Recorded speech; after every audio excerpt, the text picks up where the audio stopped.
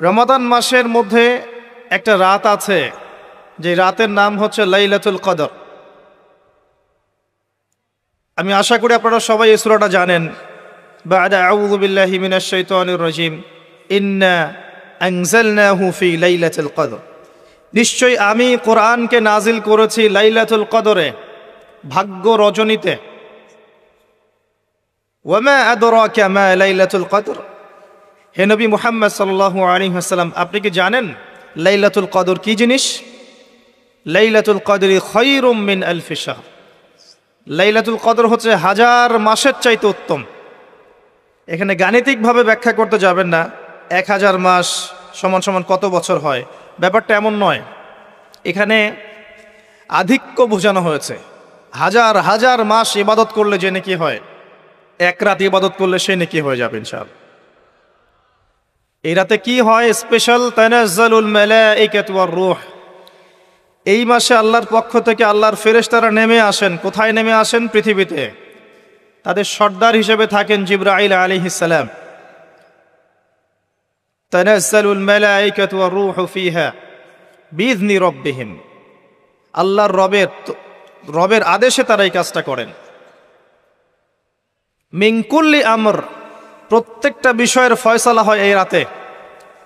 আপনার আমার তাকদীর লেখা হয়েছে আসমান জমিন সৃষ্টির 50,000 বছর আগে। আপনার আমার তাকদীর লেখা হয়েছে আসমান জমিন সৃষ্টির 50,000 বছর আগে। আল্লাহ পাক সমস্ত সৃষ্টির তাকদীর লিখেছেন প্রথম দফায়। দ্বিতীয় দফায় তাকদীর লেখা হয়েছে যখন আমার আপনার রূহ আমাদের মায়ের গর্ভে ছিল 4 মাস 10 দিন বয়স। ওই সময় আল্লাহর পক্ষ থেকে ফেরেশতা আসেন, এসে লিখে দেন তার হায়াত, তার রিজিক, সে সৌভাগ্যবান না দুর্ভাগ্যবান। এরপর রূহটাকে ফুঁকে দেন, বাচ্চা নড়াচড়া শুরু করে। এর আগ পর্যন্ত পেটের মধ্যে বাচ্চা নড়াচড়া করে না। যখন রূহটা ফুঁকে দেওয়া হয় তারপর থেকে বাচ্চা নড়াচড়া শুরু করে। দ্বিতীয় দফায় তাকদীর লেখা হয়। এরপরে তৃতীয় দফা লেখা হয় এই লাইলাতুল কদরে, যে আগামী 1 বছর কি হবে, আপনি কি করবেন। অর্থাৎ 1 বছরের বাজেট প্রণয়ন করা হয় প্রত্যেক লাইলাতুল কদরে। তানাজ্জালুল মালাইকাতু ওয়ার রূহ ফিহা বিইذনি রাব্বিহিম মিন কুল্লি আমর। এই রাতের আরেকটা বৈশিষ্ট্য হচ্ছে সালামুন হিয়া হাত্তা মাতলাইল ফজর। ফজর পর্যন্ত এই রাতে শান্তি শান্তি শান্তি শান্তি প্রশান্তি বজায় থাকে। এই রাতে আপনি যে দোয়া করবেন, যে কোনো দোয়াই করবেন, যদি আপনার রিজিকটা হালাল হয় ইনশাল্লাহ কবুল হয়ে যাবে, যে কোনো দোয়া। এই রাতে যারা ইবাদত করে দাঁড়িয়ে দাঁড়িয়ে, তাদের চতুর্দিকে ফেরেশতারা সমবেত হন, তাদের দোয়ায় তারা শরিক হন, তাদের জন্য দোয়া করতে থাকেন। ঠিক তখনই দেখবেন মুমিন বান্দার চোখ দিয়ে টপ টপ করে পানি পড়া শুরু হয়েছে। আপনি ফিল করতে পারবেন যে আপনার দোয়া আল্লাহ কবুল করছেন। এই রাতের ইবাদতকে 1000 মাস দিয়ে গুণ করলেও কখনো সমান হবে না। একটা রাত ইবাদত করলে আপনি হাজার হাজার মাসের নেকি পাচ্ছেন। এই সুযোগটাকে ছেড়ে দেওয়া যায়? কবে এই রাত স্পেসিফিকলি বলা যাবে না, 27 তারিখেই স্পেসিফিকলি বলা যাবে না যে 21-এর রাতেই, 23-এর রাতেই বা 25-এর রাতেই, নির্দিষ্ট করে বলার কোনো সুযোগ নাই। নবী সাল্লাল্লাহু আলাইহি ওয়াসাল্লাম লাইলাতুল কদর পেয়েছেন এবং ওই রাতে বৃষ্টি হচ্ছিল। তিনি সেজদা করছেন, তার কপালের মধ্যে মসজিদে নববীর যে মাটি আছে এই মাটির কাদা লেগেছিল। তখন কিন্তু মসজিদ টাইলস ফিটিং ছিল না। মাটির মসজিদ থেকে নবী সাল্লাল্লাহু আলাইহি ওয়াসাল্লাম বিশ্ব পরিচালনা করেছেন। আর আমাদের এখন তাজমহলের মতো মসজিদ, হেদায়েতের কোনো হও নাই এখানে। এটা আখিরুজ্জামানের সাইন, মসজিদগুলো হবে চাকচিক্যময়, হেদায়েত শূন্য। হাদিস একদম স্পষ্ট আছে, মসজিদ হবে চাকচিক্যময় কিন্তু হেদায়েত শূন্য। ইভেন দেখবেন নামাজ পড়ছে মুসল্লি, পাশে হৈ হুল্লো করছে। দিনের কথা আলোচনা হলে বা নামাজ পড়লে, কেউ কোরআন তেলাওয়াত করলে আদবের সাথে যে পাশে শোরগোল করতে হয় না, এটাও এখন বুঝাতে হয়। বুঝাতে গিয়ে যদি আপনি এই আয়াত তেলাওয়াত করেন, লাহুম কুলুবুন লা ইয়াফকাহুনা বিহা, কিছু মানুষকে আল্লাহ পাক কলব দিয়েছেন বোঝে না। ওয়ালাহুম আযানুন লা ইয়াসমাউনা বিহা, কিছু মানুষকে আল্লাহ পাক কান দিয়েছেন শোনে না। ওয়ালাহুম আ'য়ুনুন লা ইউবসিরুনা বিহা, কিছু মানুষকে আল্লাহ পাক চোখ দিয়েছেন দেখে না। উলাইকা কাল আনআম, এরা আনআমের মতো। বাল হুম আদাল, বরং তার চাইতেও নিকৃষ্ট। তখন কিছু মানুষের ইগোতে লেগে যায়। তা আচরণ কিন্তু এমনই। কোরআন যেখানে তেলাওয়াত করা হচ্ছে, নবীর হাদিসের কথা বলা হচ্ছে, সেখানে উঁচু স্বরে কথা বলা জায়েজ নেই। নামাজ পড়ছে একজন ব্যক্তি, সে আল্লাহর সাথে সরাসরি কথা বলছে, তার পাশে কথা বলা জায়েজ নেই। এমনকি নামাজরত ব্যক্তির পাশে কোরআন তেলাওয়াত করাও জায়েজ নেই। আমি কথা কি বুঝতে পারছেন? একজন ব্যক্তি নামাজে দাঁড়িয়েছে, আল্লাহর সাথে কথা বলছে, পাশে আপনি কোরআন তেলাওয়াত করতে পারবেন না জোরে জোরে। মনে মনে করতে হবে, করতে চাইলে মনে মনে করতে হবে। অনেক সময় মসজিদের ভিতরে দেখবেন নামাজ পড়া হচ্ছে, শোরগোল করছে। নবী সাল্লাল্লাহু আলাইহি ওয়াসাল্লাম বলেছিলেন, আখিরুজ্জামানে, তিরমিজিতে আছে হাদিসটা, আখিরুজ্জামানে ইসলামের নামটুকু থাকবে, ইসলামের প্রকৃত বিষয়গুলো থাকবে না। কোরআনের মাসহাফ থাকবে, যে মাসহাফ, কোরআনের মাসহাফটা থাকবে, এর শিক্ষাগুলো থাকবে না। মসজিদগুলো হবে চাকচিক্যময়, কিন্তু মসজিদ হবে হেদায়েত শূন্য। আর চতুর্থ লাইনটা আরো ভয়ঙ্কর। 4 নম্বর লাইনে গিয়ে নবীজি বলেছেন সাল্লাল্লাহু আলাইহি ওয়াসাল্লাম, আসমানের নিচে জমিনের উপরে আল্লাহর সবচেয়ে নিকৃষ্ট সৃষ্টি হবেন এক শ্রেণীর আলেম, যাদের থেকে ফিতনা ছড়াবে এবং তাদের দিকেই ফিতনা ফিরে আসবে। তিরমিজির মধ্যে হাদিসটা আছে, যে কোনো আলেমকে জিজ্ঞাসা করেন এটা কোন শ্রেণীর আলেম, এটা বোঝার জন্য আপনার পিএইচডি করার দরকার নাই। যারা দিনকে দুনিয়ার বিনিময়ে বিক্রি করেছে, তারাই সেই শ্রেণীর আলেম। যারা সত্য কথা বলতে ভয় পেয়েছে, তারাই সেই শ্রেণীর আলেম। যারা সত্যকে মিথ্যার সাথে মিশ্রিত করেছে, তারাই সেই শ্রেণীর আলেম। এবং যারা ইসলামের নামে উম্মাকে শতদা বিভক্ত করে দিয়েছে, এরাই সেই শ্রেণীর আলেম। নবী করিম সাল্লাল্লাহু আলাইহি ওয়াসাল্লাম বলেছেন, লাইলাতুল কদর আমি পেয়েছি, কপালে কাদামাটি ছিল, বৃষ্টি হচ্ছিল, তার মানে ওই রাতে বৃষ্টি হতে পারে, ওই রাতে বৃষ্টি হতে পারে। লাইলাতুল কদরের আলামত, রাতের বেলা বৃষ্টি হতে পারে। বৃষ্টি হয়েছে, তিনি নামাজ পড়েছেন, কপালের মধ্যে কাদা লেগেছিল, তিনি বের হয়েছেন, সাহাবীদেরকে বলবেন কোন রাতটা লাইলাতুল কদর, আজকের রাতটা লাইলাতুল কদর, এটা বলতে বের হয়েছেন। বের হয়ে দেখছেন দুজন মুসলিম আপোষে ঝগড়া করছে। লিসেন টু মি, দুজন মুসলিম আপোষে ঝগড়া করছে। আমরা বলি না যে মুসলিমদের মাঝে ইখতিলাফগুলো রহমত, আমরা বলি না?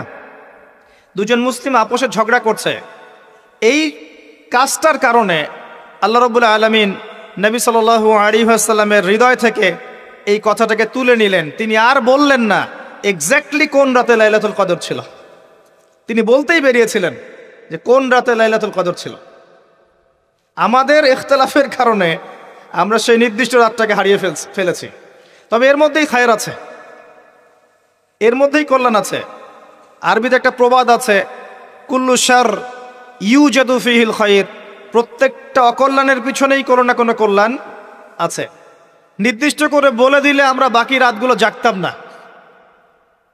নবী সাল্লাল্লাহু আলাইহি ওয়াসাল্লাম এখন বললেন যে আমাকে ভুলিয়ে দেয়া হয়েছে কোন রাত, তোমাদের ঝগড়ার কারণে। অতএব তোমরা শেষ দশকের বিজোড় রাতগুলোকে তালাশ করো। শেষ দশকের বিজোড় রাত বলতে 21-এর রাত, 23-এর রাত, 25, 27, 29, এই 5টা রাতের যে কোনো একটা লাইলাতুল কদর। এই রাতে ইবাদত করলে এত নেকি হচ্ছে, কারণটা কি? রাত আর দিন কি ডিফারেন্ট কিছু? প্রত্যেক রাতেই কিন্তু আল্লাহ পাক প্রথম আসমানে নেমে আসেন, প্রত্যেক রাতে, শুধু শবে বরাতের রাতে নয়, শুধু নিসফে শাবানের রাতে নয়, কিন্তু প্রত্যেক রাতেই আল্লাহ পাক প্রথম আসমানে নেমে আসেন। তিনি কিভাবে নেমে আসেন এটা ব্যাখ্যা করার দরকার নেই আমাদের। আল্লাহ পাক বলেছেন নেমে আসি, বাস আসি। কারণ সবকিছু আমরা যুক্তি, বিজ্ঞান, দর্শন দিয়ে প্রমাণ করতে পারবো না। পারবো? সায়েন্সকে জিজ্ঞাসা করেন যে স্বপ্নের ব্যাখ্যা কি, ঘুম কাকে বলে, আত্মা কাকে বলে, আত্মা কঠিন না তরল না বায়বীয়, পারবে সায়েন্স ব্যাখ্যা করতে? কবরের আযাব কি, জিন জাতি কি, জিন জাতি কাকে বলে, জিন জাতি কেমন দেখতে, মালায়েকা কেমন, তারা কিভাবে কাজ করে, তাদের ফাংশন কি, তারা কি ব্যাখ্যা করতে পারবে? আমাদের একটা চেতনা তৈরি হয়েছে, সায়েন্স যা বলবে তাই সত্য। এই চেতনা পুরোপুরি সত্য নয়। কোরআন এবং সুন্নাহ, আল্লাহ এবং তার রাসূল যা বলবেন সেটাই চূড়ান্ত সত্য। এর বাইরে সত্য মিথ্যার চূড়ান্ত কোনো মানদণ্ড নাই। হ্যাঁ, সায়েন্সের ভিত্তি আমরাই দিয়েছি, এটা অমুসলিমরা দেয়নি, এর ভিত্তি মুসলিমরা দিয়েছে। পরবর্তীতে এরা এর উপর ঘষা মাজা করেছে। এখন সায়েন্টিফিক এবং টেকনোলজিক্যাল রেভলিউশন আসছে পশ্চিমা সভ্যতা থেকে, কিন্তু এই সভ্যতার ধারক বাহক ছিলাম আমরা। সভ্যতা এদের দ্বারা শুরু হয়নি, সভ্যতা নবীদের দ্বারা শুরু হয়েছে। তো সব কিছু সায়েন্স দিয়ে ব্যাখ্যা করা যাবে এমন নয়, কারণ সায়েন্সের সীমাবদ্ধতা আছে, আল্লাহর জ্ঞানের কোনো সীমাবদ্ধতা নাই। তো আল্লাহ নেমে আসেন, ব্যাস নেমে আসেন। নেমে এসে আল্লাহ পাক কি বলেন? আল্লাহ পাক তিনটা কথা বলেন। রাতের শেষ অংশ, রাতকে ভাগ করেন। যদি 6টার সময় রাত শুরু হয়, রাত কিন্তু রাত 12টায় শুরু হয় না, সূর্য ডুবে গেলেই রাত শুরু হয়, এটাই ইসলাম। এখন 6টা থেকে আপনি এই 5টা পর্যন্ত সময়টাকে 3 ভাগে ভাগ করেন। শেষের অংশ ধরে নেন যে 1টা থেকে 5টা, কথার কথা আমি এস্টিমেট করলাম, এই সময়টুকুতে আল্লাহ রাব্বুল আলামিন কাছে নেমে আসেন প্রথম আসমানে, অর্থাৎ তার রহমত নিকটবর্তী হয় এবং তিনি আহ্বান করতে থাকেন 3টা জিনিস। 1, কে আছো? আমার কাছে কিছু চাইবে, যা চাইবে আমি তাই দিব। 2, কে আছো? আমার কাছে ক্ষমা চাইবে, আমি তোমাকে মাফ করে দেব। 3, কে আছো? কে আছো আমাকে ডাকবে, আমি তোমার ডাকে সাড়া দেব।